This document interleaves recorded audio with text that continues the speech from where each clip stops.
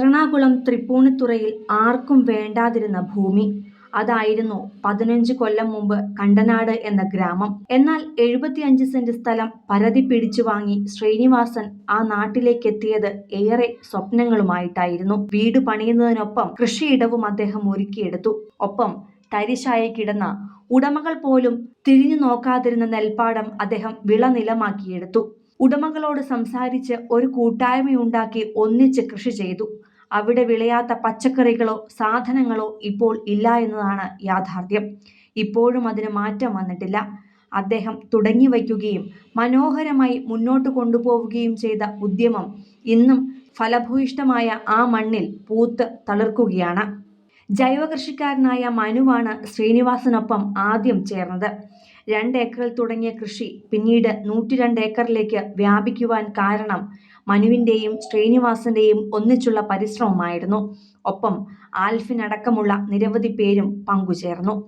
തൃപ്പൂണിത്തുറ ഉദയംപേരൂരിൽ നിന്ന് തിരിഞ്ഞ് അന്ത്യച്ചോപ്പിന് താഴെ സെന്റ് മേരീസ് കത്തീഡ്രൽ പള്ളി പിന്നിട്ട് മുന്നോട്ടു പോയാലാണ് ശ്രീനിവാസൻ ഒരുക്കിയെടുത്ത പാടത്തെത്തുക.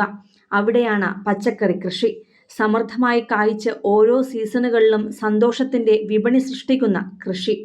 നെൽകൃഷിക്കൊപ്പം വിഷുവും ഓണവും ക്രിസ്തുമസും മുന്നിൽ കണ്ട് ഓരോ സീസണുകളിലും വ്യത്യസ്തമായ പച്ചക്കറി കൃഷി ഇറക്കും. കൃത്യസമയത്ത് വിളവെടുത്ത് വിപണി പിടിക്കും. 3-4 മാസത്തേക്കാണ് ഓരോ തവണയും നിലം ഒരുക്കിയെടുക്കുക. ആദ്യം നിലം ഒരുക്കി കുമ്മായമിട്ട് പാടം തയ്യാറാക്കും. 3-4 മാസത്തേക്കാണ് ഓരോ തവണയും നിലമൊരുക്കുക. അങ്ങനെ ആദ്യം നിലമൊരുക്കും, പിന്നീട് കുമ്മായമിട്ട് പാടം തയ്യാറാക്കും. കോഴിവളവും ചാണകവും ഇട്ട് തടങ്ങൾ തയ്യാറാക്കും. തുടക്കത്തിൽ കോരി നനയ്ക്കും. കൊയ്ത്ത് കഴിയുവാൻ വൈകിയാൽ ചിലപ്പോൾ നിലമൊരുക്കാനും കാലതാമസം വന്നേക്കും. എങ്കിലും കൂട്ടായ പരിശ്രമം എല്ലായിടത്തും ഉണ്ടാകും. വിത്തുകൾ മുഴുവൻ ഹൈബ്രിഡാണ് ഉപയോഗിക്കുന്നത്. വില അല്പം കൂടുതലാണെങ്കിലും കായ്ഫലം ഉറപ്പ്. വെണ്ടയും പയറും പലതരം തണ്ണിമത്തനും പുറമെ ഷമാമും കുക്കുംബറും ഇംഗ്ലീഷ് കുക്കുംബറുമെല്ലാം നടും. പന്തലിന് താഴെ പടവലവും കയ്പയും ചുരക്കയും പീച്ചിലും പടർന്നു കയറുന്ന കാഴ്ച. കമ്പോട് കമ്പ് കായ്ഫലം നിറഞ്ഞു നിൽക്കുന്നത് മനസ്സിനും കുളിർമയേകുന്ന ദൃശ്യം തന്നെയാണ്.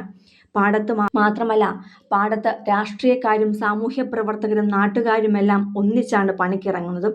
അതുകൊണ്ട് തന്നെ പഞ്ചായത്തിൽ കൃഷിയുമായി ബന്ധപ്പെട്ട് പദ്ധതികൾ വന്നാൽ ആദ്യം കണ്ടനാട്ടെ കൃഷിക്കൂട്ടത്തെയാണ് അവർ ഓർക്കുകയും ചെയ്യുക. എന്തിനും ഏതിനും മുഴുവൻ സമയവും മുഴുകാൻ തയ്യാറുള്ള മനുവിനെ പോലുള്ള കർഷകരാണ് കണ്ടനാട്ടെ കൃഷിയുടെ വിജയ ഫോർമുല. പാടത്ത് മാത്രമല്ല, വീടിന് ചുറ്റുമുള്ള 75 സെന്റ് സ്ഥലത്തും ശ്രീനിവാസൻ പച്ച വിരിച്ചിരുന്നു. തെങ്ങും കവുങ്ങും നിറഞ്ഞ ആ ഭൂമിയിൽ വീടിന് മുന്നിലേക്ക് ഒരുക്കിയ നടപ്പാതയ്ക്ക് ചുറ്റും സാധാരണ എല്ലാവരും ചെടികൾ നടുമ്പോൾ ശ്രീനിവാസൻ നട്ടത് തക്കാളിയും വെണ്ടയുമൊക്കെയായിരുന്നു. അതിനിടയിലൂടെയുള്ള നടപ്പ് തന്നെ മനസ്സിന് കുളിരേകുന്നതും. വീടിന് ചുറ്റും മാത്രമല്ല, മട്ടുപ്പാവിലും പച്ചപ്പ് നിറയ്ക്കുവാൻ അദ്ദേഹത്തിന് സാധിച്ചിരുന്നു. സിനിമ, ഫാഷൻ, ലൈഫ് സ്റ്റൈൽ വാർത്തകൾക്കായി മലയാളി ലൈഫ് സബ്സ്ക്രൈബ് ചെയ്യൂ. ലേറ്റസ്റ്റ് അപ്ഡേറ്റ്സിനായി ബെൽ ബട്ടണും അമർത്തുക.